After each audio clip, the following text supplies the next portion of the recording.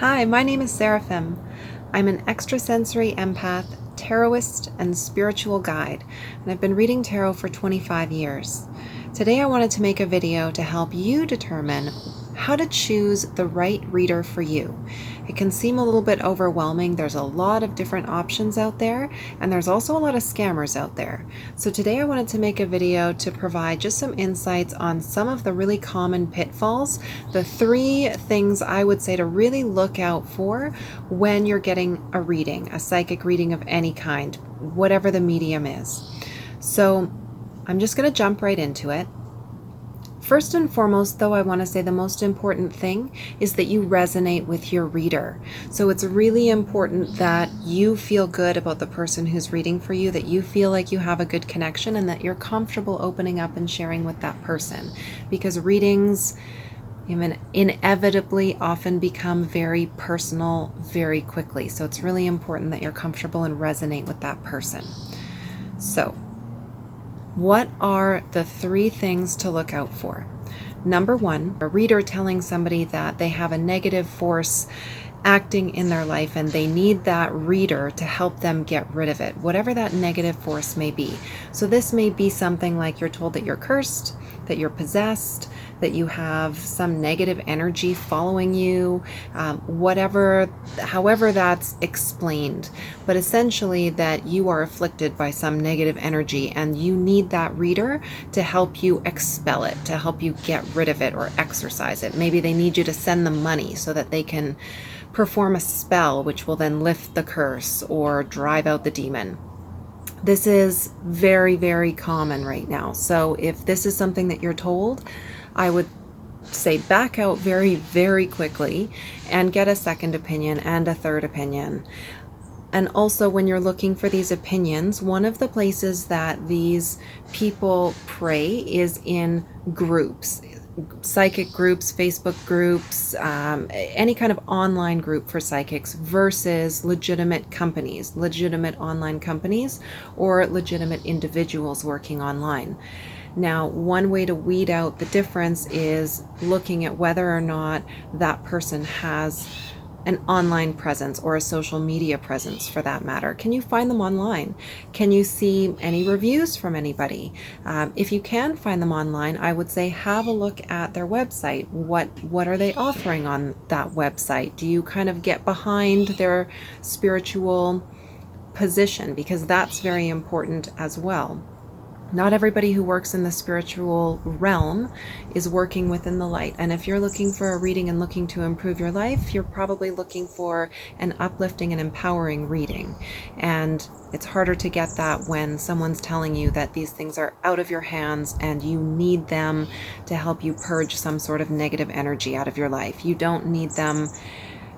Really, what you need is someone who you resonate with to maybe help you navigate the thought forms that may be affecting you. There are lower vibrational entities, but they certainly don't have to affect us, and they certainly don't have the kind of power over our lives that they are sometimes described as having.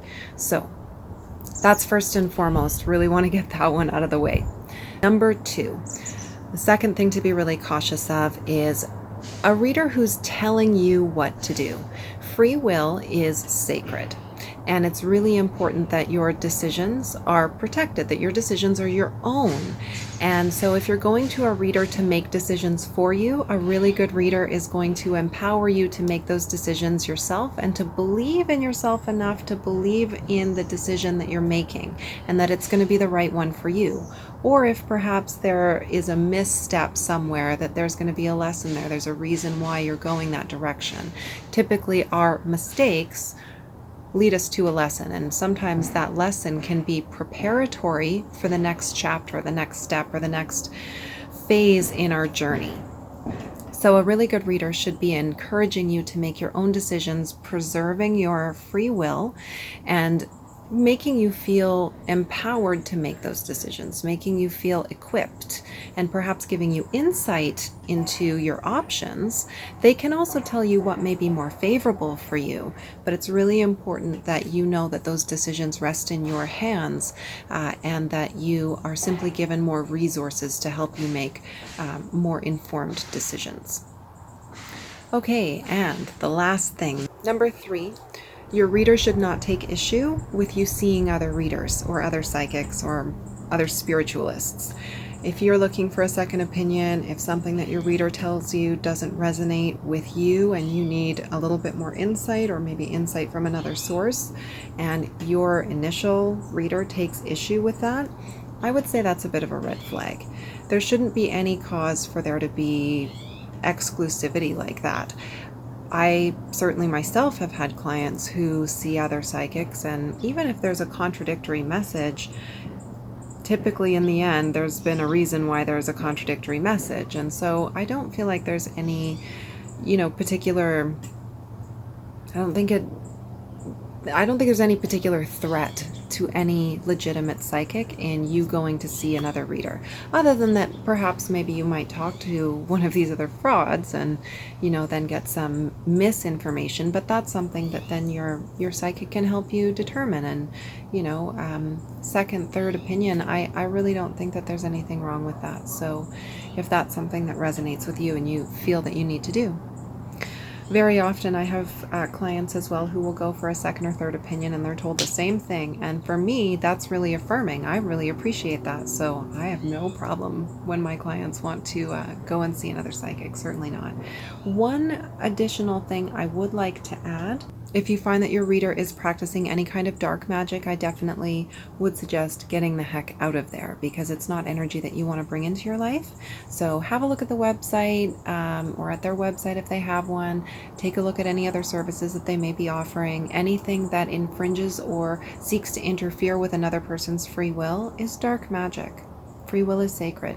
You wouldn't want somebody interfering with your free will, so it's incredibly inappropriate to be doing that to somebody else. So keep that in mind when you are choosing a reader.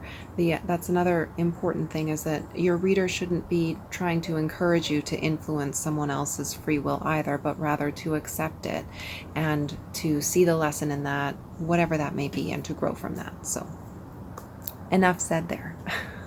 So those are the top 3 red flags to look out for when choosing a reader, and especially when looking to choose a reader online.